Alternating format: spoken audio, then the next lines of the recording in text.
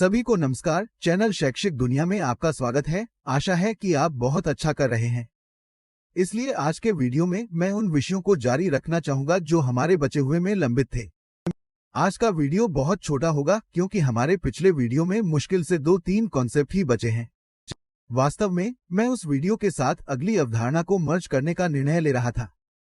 तब मुझे एहसास हुआ कि हमारे पास अवधारणाओं को अच्छी तरह समझने के लिए इतना कुछ नहीं है।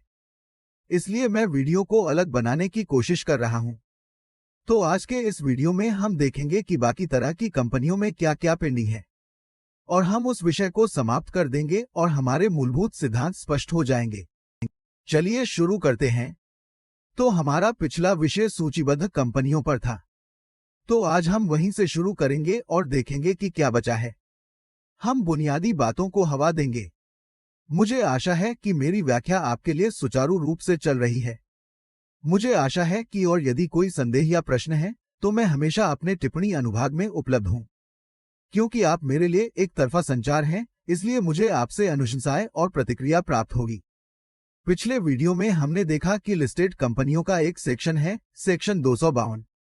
मैंने आपसे कहा था कि यदि आप वित्तीय साक्षरता के बारे में अधिक जानना चाहते हैं तो आप श्रृंखला देख सकते हैं।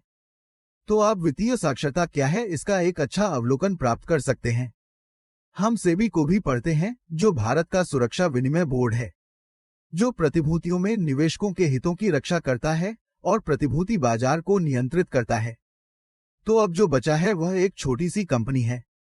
तो आइए देखें कि एक छोटी कंपनी क्या है। तो अधिनियम की धारा 285 के अनुसार एक छोटी कंपनी का मतलब एक सार्वजनिक कंपनी के बजाय एक कंपनी है। एक कंपनी जो सार्वजनिक कंपनी को छोड़ देती है, हम उसे कंपनी अधिनियम 2013 की धारा 285 के तहत एक छोटी कंपनी कहेंगे।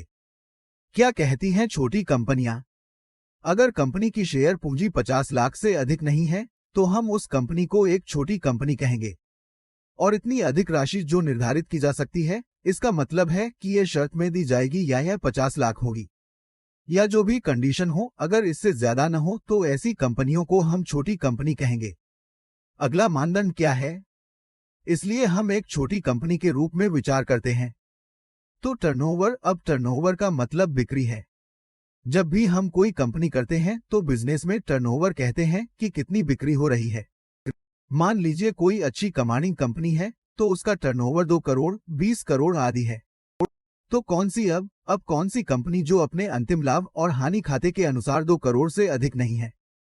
यानी ऐसा पंडल अकाउंट जब हम बात करते हैं तो 11वीं में भी पढ़ते हैं। तो पंडल अकाउंट का ग्रॉस प्रॉफिट, नेट प्रॉफिट आता है, तो वो रेशियो होता है। इतने अनुपातों की गणना की जाती है। तो टर्नओवर अनुपात जिसमें से 2 करोड़ और ऐसी कोई भी राशि निर्धारित की जा सकती है से अधिक नहीं है। देखें, ये 2 करोड़ से अधिक नहीं है इसका टर्नओवर अनुपात। इसके लिए हम ऐसी कंपनी को छोटी कंपनी कहते हैं। अब निजी कंपनी, एक व्यक्ति कंपनी यानी ओपीसी और सार्वजनिक कंपनी के अलावा अन्य कंपनी एक छोटी कंपनी हो सकती है। अब प्राइवेट कंपनी, 1 पर्सन कंपनी और जो भी कंपनियां इस क्राइटेरिया के तहत आती हैं तो वो छोटी कंपनी भी हो सकती हैं, कोई बात नहीं। तो यह थी छोटी कंपनी के बारे में अवधारणा। एक छोटी कंपनी वास्तव में क्या है? तो जिनका टर्नओवर अनुपात 2 करोड़ से अधिक नहीं होता है और जिनकी शेयर पूंजी 50 लाख से अधिक नहीं बढ़ती है, तो ऐसी कंपनी को हम छोटी कंपनी कहते हैं। आगे जब हम सहयोगी कंपनी के बारे में बात करते हैं तो ये विभिन्न प्रकार की कंपनियां हैं जो हम पढ़ रहे थे। तो इसकी निरंतरता का वीडियो है। अब एक सहयोगी कंपनी क्या है? धारा 2 उपखंड 6। एक सहयोगी कंपनी वह है जिस पर दूसरी कंपनी महत्वपूर्ण मात्रा में नियंत्रण रखती है।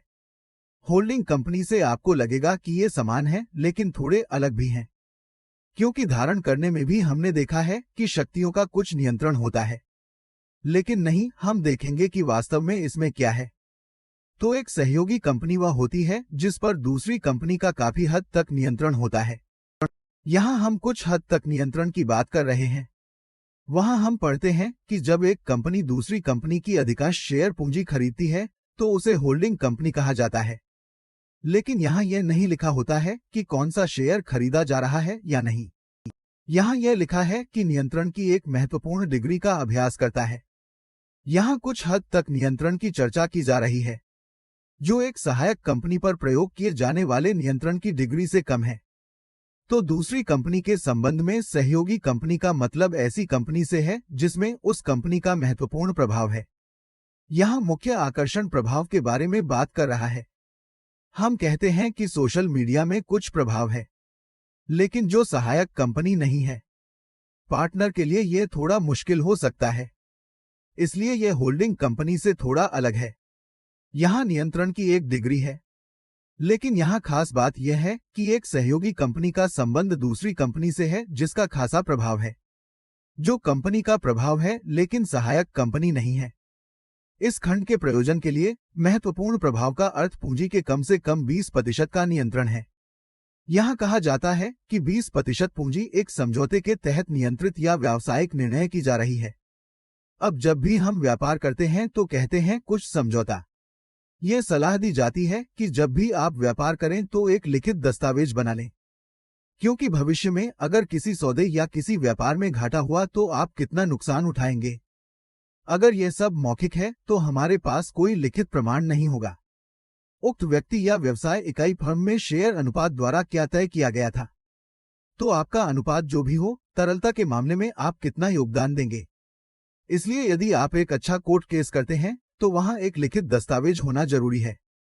इसके लिए यह सलाह दी जाती है कि आप एक लिखित दस्तावेज बनाएं। यहाँ यह भी कहा गया है कि कुल शेयर पूंजी का कम से कम 20%